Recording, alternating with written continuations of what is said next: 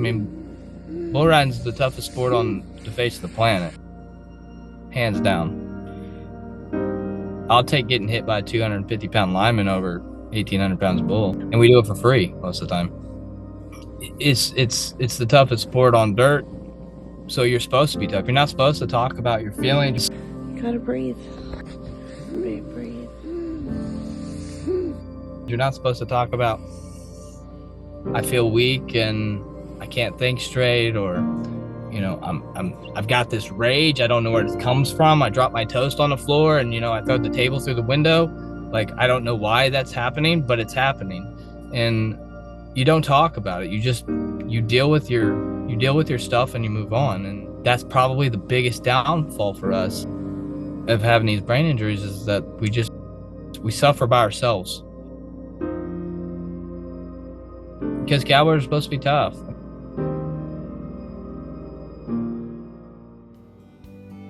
My name's Denny Fitzpatrick. I'm 35 years old. I'm a father of 7 kids. I've been married for, I think, forever. It feels like 7 years. I was a professional bull riding athlete for 15 years. Before that, I pretty much rodeoed since the time I could walk. My dad was a semi-professional bareback rider. My grandpa was a ranch cowboy, so it was kind of in my genes, and that's pretty much all I did until a major injury kept me out and had to take care of my family, so here I am. Being a cowboy, concussions wasn't a big deal. If you could walk, you could ride. I remember there was an event. It was in my hometown. It was one step, before the big leagues, but it was higher than the local yokel deal. 16, I think I was 16. And, these guys that I was competing against had been riding for 15 plus years. And so I talked to big game, so I had to walk the big game, and I entered this event with no business. And it was a 2-header, so that means I had to get on 2 bulls in one night. The guy that put it on, that had the bulls, he's an old cowboy. He's a make or break it, and you're either gonna make it in the bull riding world, or he's gonna break you and you're gonna quit. I got on my first bull, and he was a international finals bull of the year, and I got on him, and he went out 2, turned back, and I have a really cool picture. I'll have to get it to you. Now he's kicking out, and he's standing on his nose in the dirt. His feet's over his head. My hand's in the rope, and I'm basically Superman and him parallel with him like this. And I didn't wear a helmet at that time. And he jerked me down and he hit me right in the face and knocked me out cold, for a minute. And I managed to get on my hands and knees, and just out of instinct, I crawled back to the bucket chutes. My buddies pulled me in. The contractor, he said, you've got another one. Are you a cowboy, or are you gonna be done? And I said, no, sir, I'm a cowboy. I'm gonna get on. I mean, I couldn't tell you what day it was or whatever, but I got on, nodded my head, and about 3 jumps in, and he jerked me down and hit me. I hit him right between his horns, right with my face, and he just kept helicoptering me around his horns and just kept hitting me. I come to, and they said, you all right? And I said, yeah. And they said, are you gonna quit, or are you gonna be a cowboy? And I said, no, sir, I'm still a cowboy. He goes, all right, we'll push you in for next week.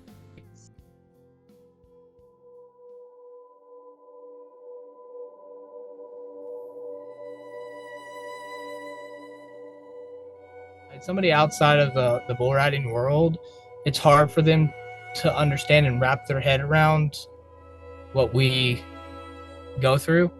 And so you can't just talk about this. It's hard to talk about bull riding in general with people who don't come from this world.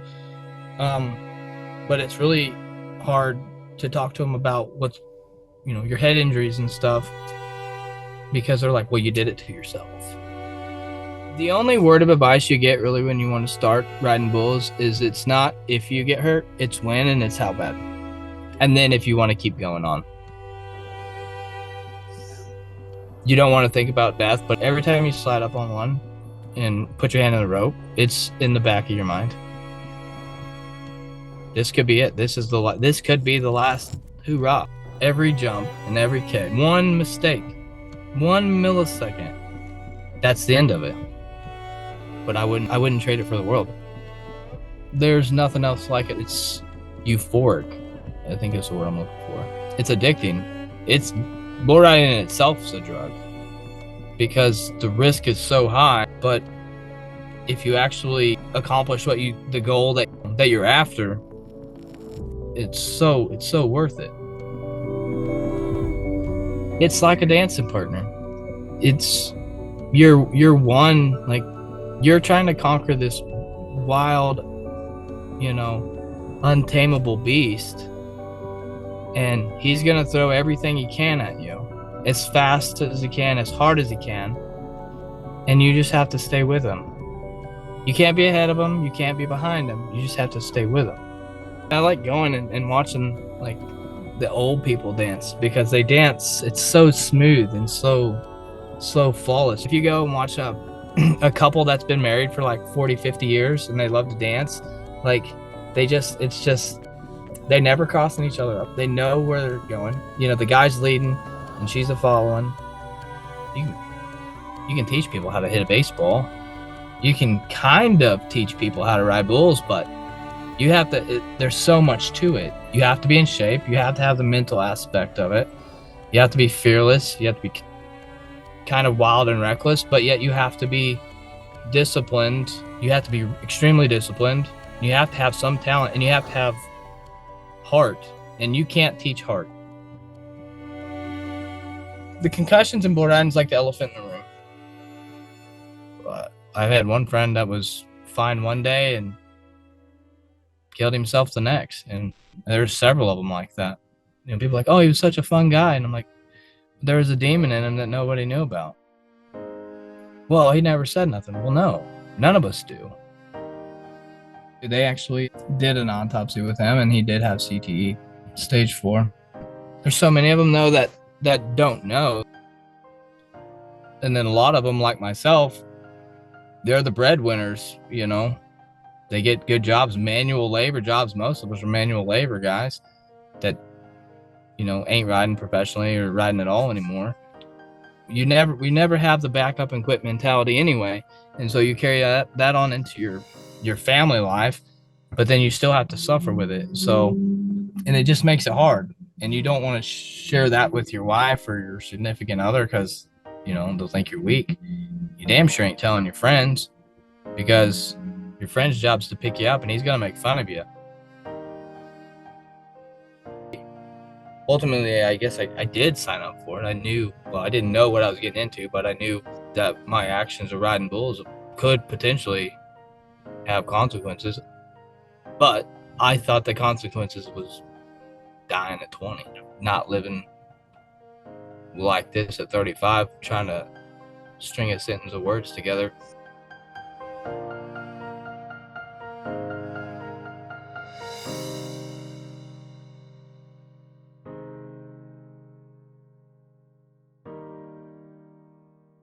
It kind of varies day to day, hour to hour, but I have uncontrollable face twitches. I have tremors in my hands. I have uncontrollable muscle spasms, and it could be from one arm to one side of my body to my whole body. And those can last for hours or can last all day. As far as cognition goes, I have a lot of memory problems doing simple daily tasks. And I've been meeting with a cognitive therapist to help me with some of those and give me some tools to help me with those. But again, it only goes so far. And I can write something down or I don't forget it, but if I lose the book that I wrote it down in, it doesn't do me any good. If I can't remember where I put the book with all my notes in it, then we're still back to where we are. Used to be really good with numbers, really good at math, and now I struggle. I struggle with remembering the simple alphabet that we all have known since we were kids. And just simple use of my words, it's hard because I can't get out what I want to get out and I can't relate messages how how I want to relay them, how they need to be relayed. And sometimes they just plain old don't make sense. It has days where I just basically just shut down and zone out. I've got little kids too that are 1 and 3, almost 2 and 3, and they're only that small for a while. I wake up the next morning like, damn, I just missed a whole day with these kids and I can't get it back. They just wanted to play catch or just have me watch them jump on the trampoline, and because of my brain injury, I didn't do it. And I would like to be able to get better, or at least maintain what I've got left anyway, for my kids' sakes. I think what the Impact Foundation is doing and trying to do is great. I'm still, new to the concussion world and what it's all about. And the side effects for me, I have a buddy that similar stories, kind of different past, but different symptoms, and he's not as far progressed down his head injury road, as I call it, as I am. So his aren't as bad. He's not having the seizures and stuff, but he is having cognitive issues, anger problems, so I think what Impact's doing is great, and if we can get more information out there to other people, that's kind of the key, and I'm on board for that.